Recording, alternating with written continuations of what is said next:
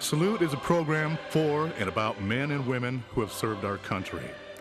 Our program includes news about the laws that affect veterans, information on benefits and services, and news from veterans organizations. And now, our host, Bob Peters. Hello and welcome to Salute.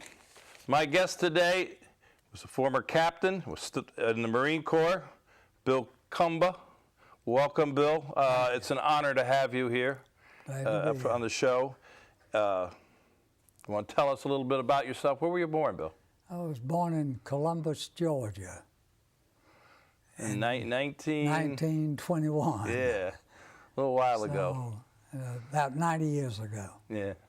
So you were raised there, and then you decided to join the Marines? Yes, I went to, I grew up there and went to Emory University in Atlanta, Georgia.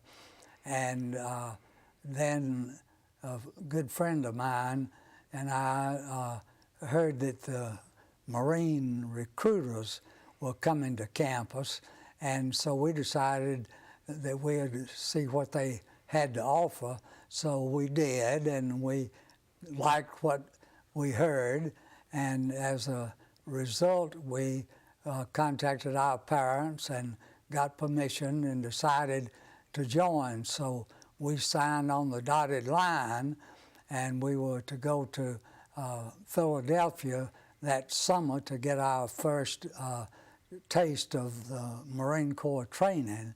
And there was just one problem. We hadn't taken our physical exams at that time. So when we had the physicals, I passed mine with flying colors, and my good friend Leroy Walton flunked his. And so all of our big plans were shot to glory, so to speak. And so Leroy stayed at home, and I went on as planned to Philadelphia in early 1941 to get my first bit of training. Mm-hmm. And you were in a couple of major campaigns, right? Yes. When I finally got into active duty with the Marines, I joined the 1st Marine Division. And of course, the Marines in World War II served only in the South Pacific. And so the Marines before, the 1st Marine Division, before I joined them, had served first on Guadalcanal and then on Cape Gloucester.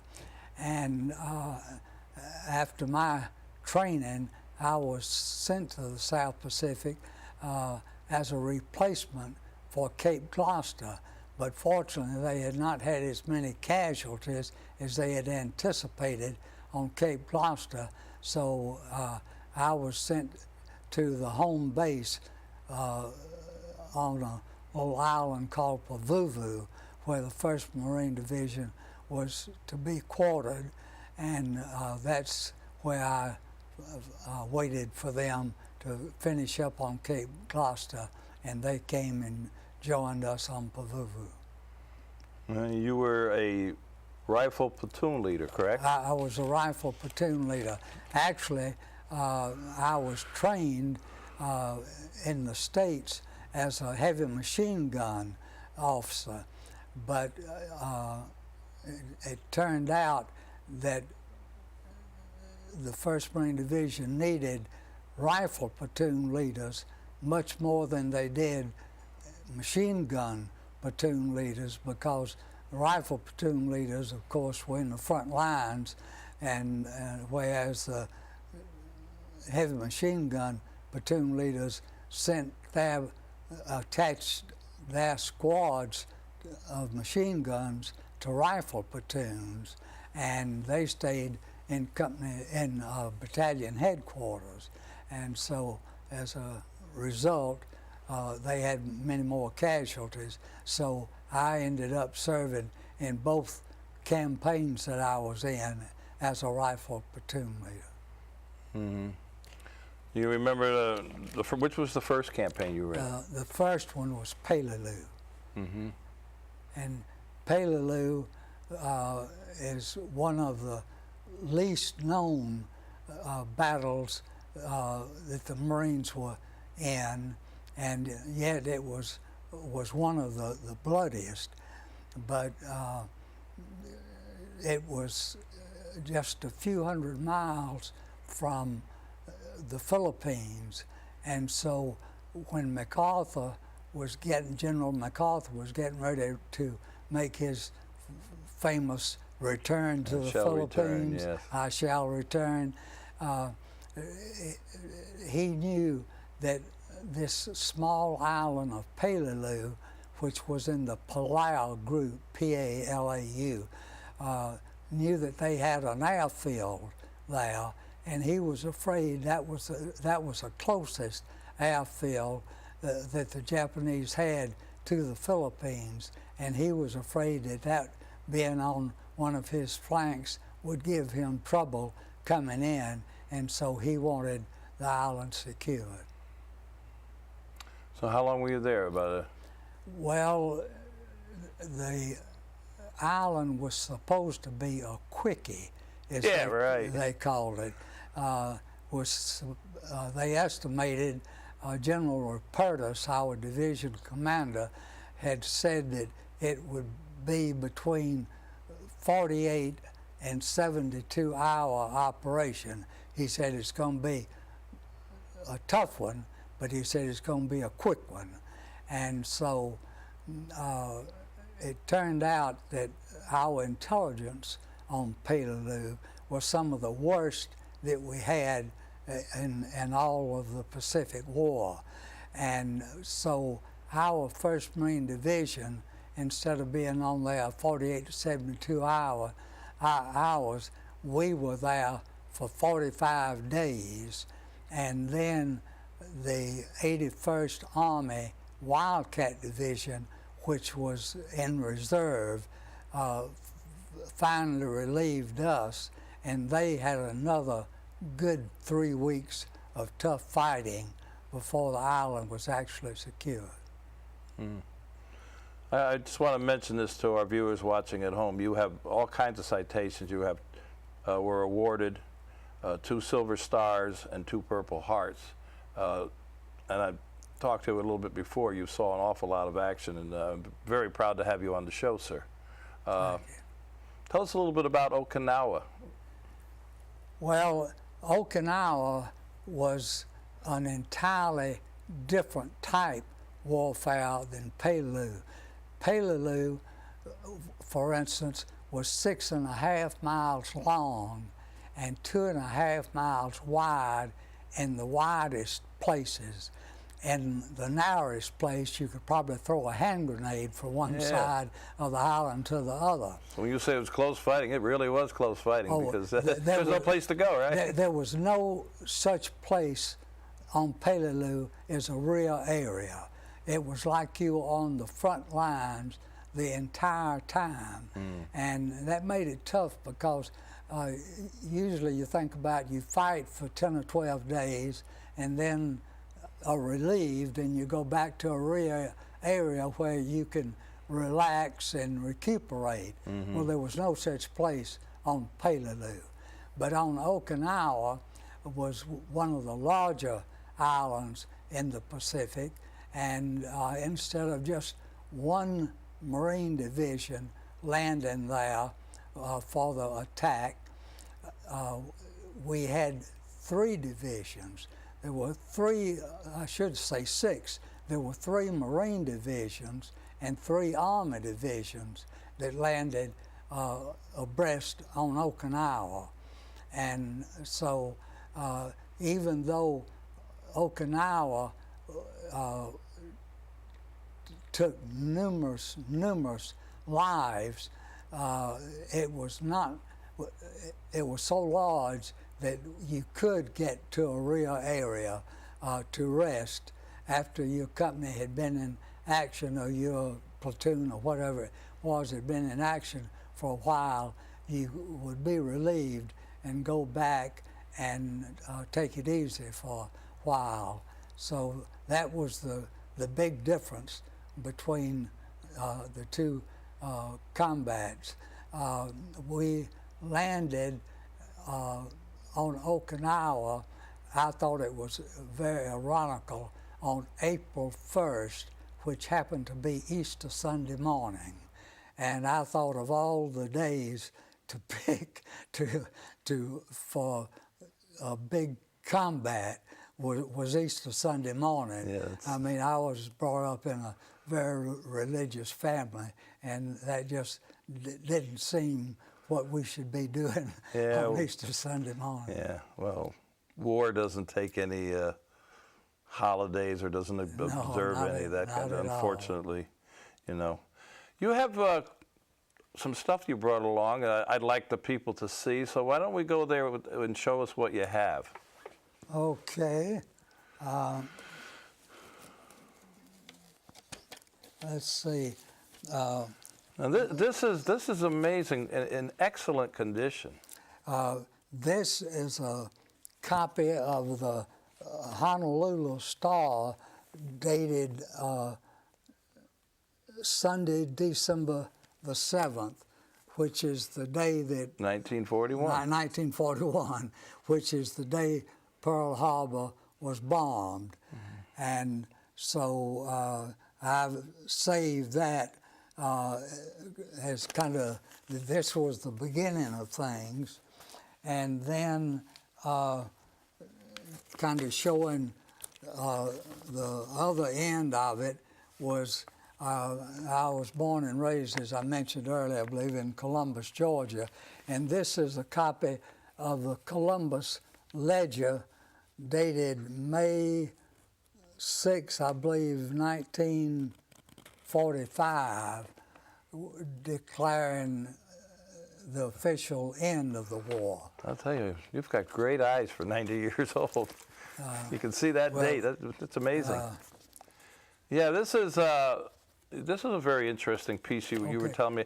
Tell the people exactly what this is and where this is. This is the cornerstone of peace that the Okinawan people built as a memorial to the thousands and thousands who lost their lives in the taking of Okinawa in 1945.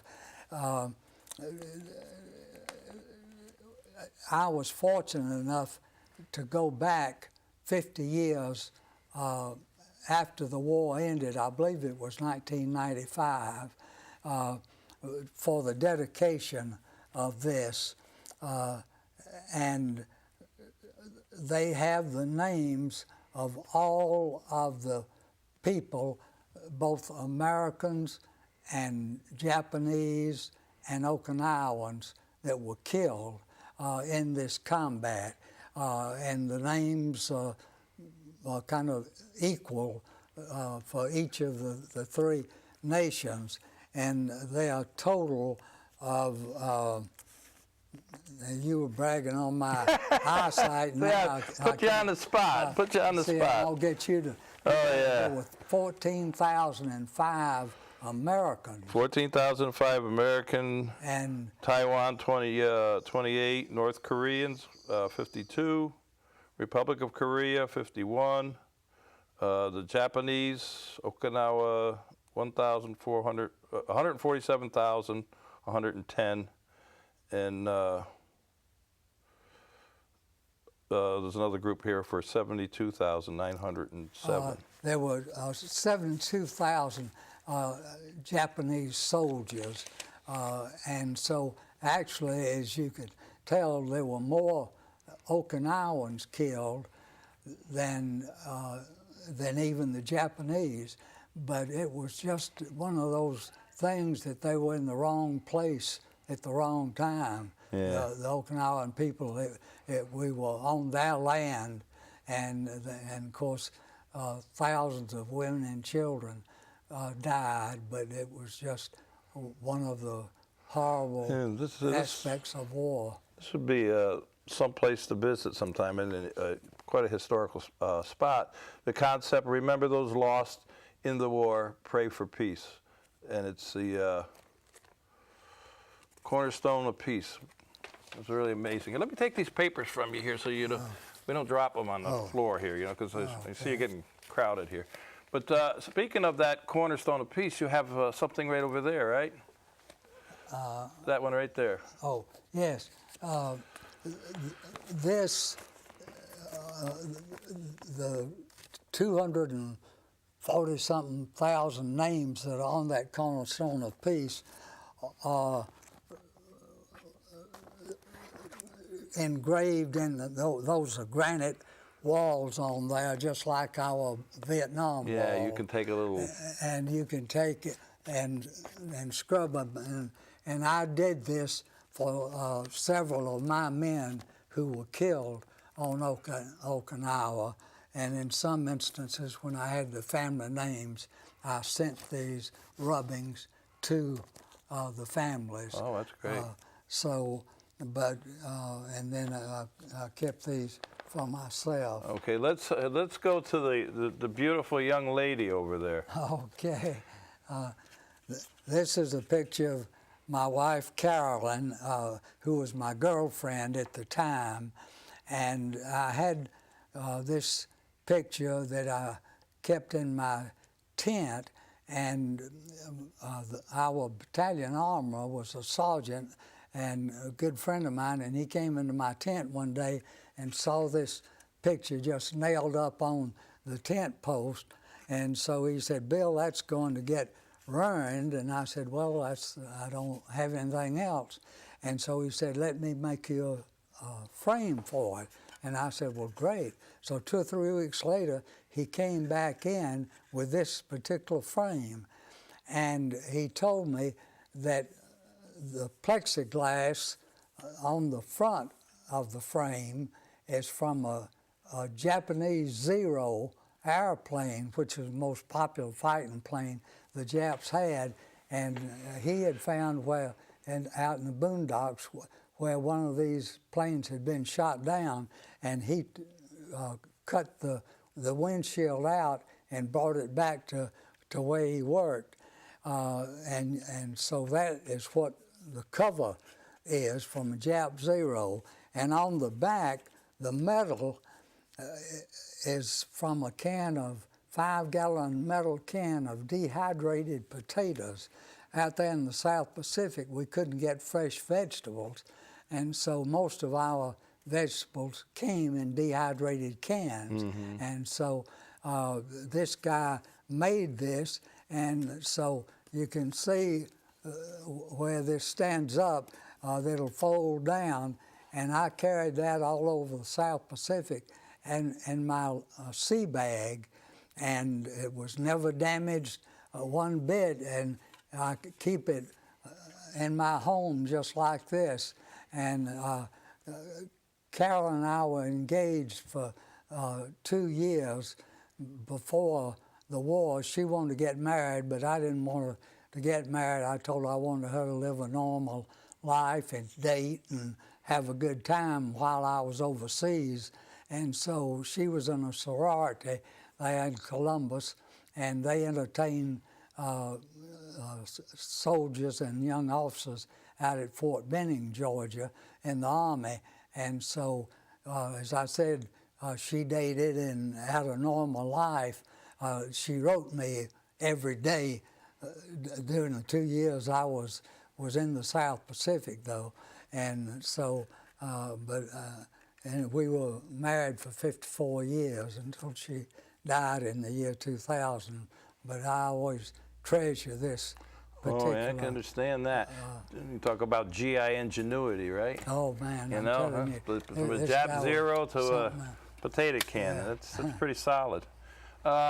This is not the first time you've been on a TV show, right? You've done one before, right? Well, I was after the war. After I got home, I was on the Oliver North series called War Stories that, if you recall, was every Sunday night.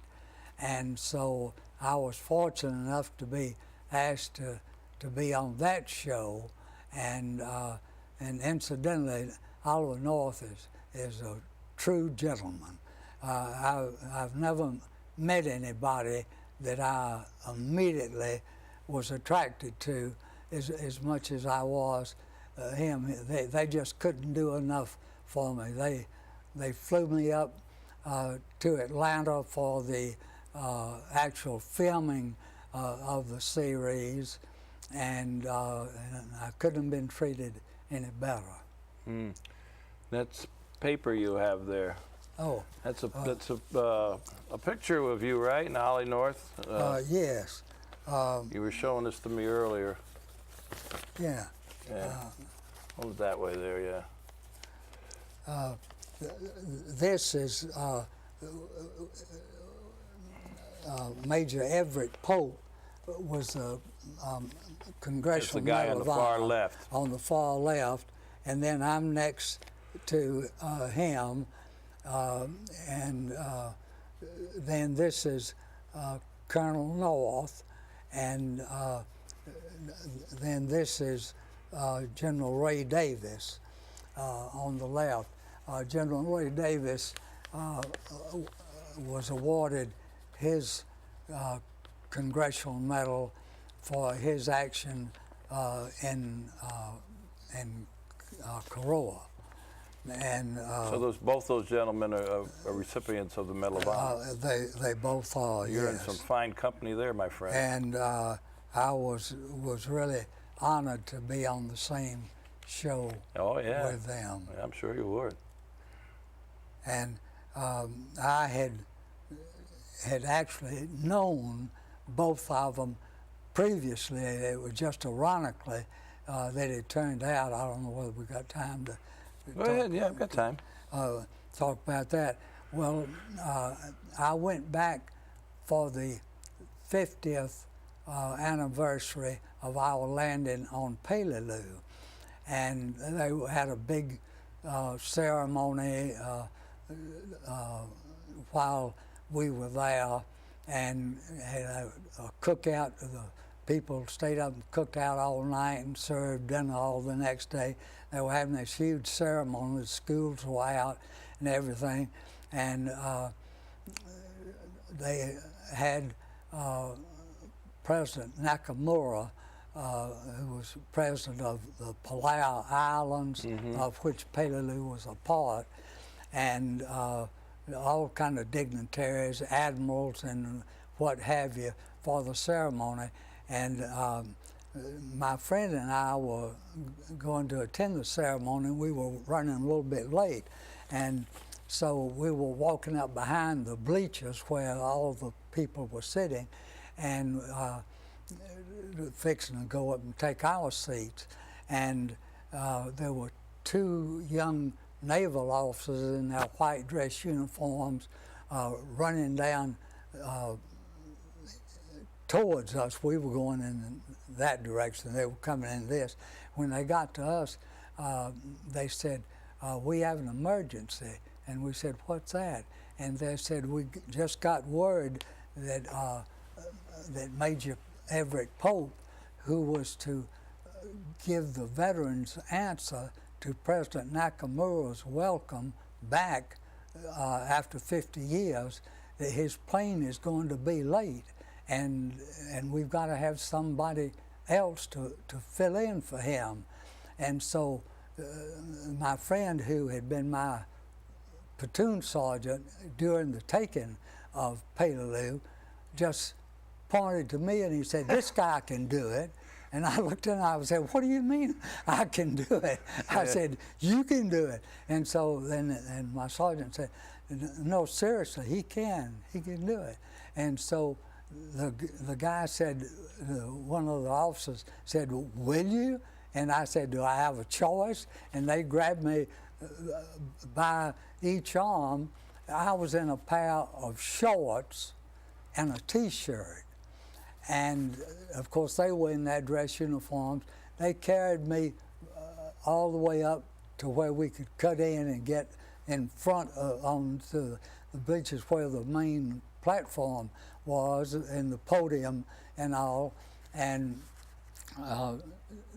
they stopped and some lady pinned a corsage on my T-shirt, and then they took me over and introduced me to President Nakamura of the Palau Islands, and he was there in a beautiful business suit, coat and tie, and everything. He's thinking, don't these Marines know how to dress? And then this admiral who was talking was up there in all of his splendor, you know. Yeah. And he was reading from his top messages. Oh, one thing I forgot to say is the two ensigns were carrying me away from my friend. He called and said, "Bill, just speak from your heart." And I said, "Hell, I'll have to. There's nothing in my head." and sure enough, they sat me down after introducing me to President Nakamura, and he gave his speech then. He had a bunch of typewritten notes, you know, and gave this beautiful welcome to the returning veterans, and I think there were about 50 or 60 of the veterans sitting right over there. And so then they introduced me, you know, and so I got up with no notes or nothing, you know, and answered President Nakamura's welcome. And so that afternoon, Major Everett Pope, for whom I was substituting, was nice enough to look me up, and he said, "Are you Bill Cumbaa?" And I said, "Yes." And he said, "Well, I just want to thank you for peach hitting for me this morning." And he said, "Incidentally, several of my friends have told me that they were lucky that my plane was late, because they said they heard a lot better speech from you than they would have if I'd been there." I wonder if anybody ever has that on film. If you do get it over here to Lakefront TV, we'd like to see that. You know, I could talk to you for hours, and I know you have a lot to talk about. We haven't even talked about what you did after you got out of the Corps, which you had a very successful career and a beautiful wife and some family, I guess. Did you have children? I have 3 great boys. 3 great boys. But unfortunately, my friend, that half hour is gone already. And I told you it would go fast. I really wish we had more time, and maybe somewhere down the road you come back and we'll talk some more. I enjoyed But I want to thank you, Captain, for coming. you. And I definitely want to thank you for all you've done to protect this great country that we live in. Thank you. So with that being said, to all our veterans out there and our active military and their families, we salute you. Till next time.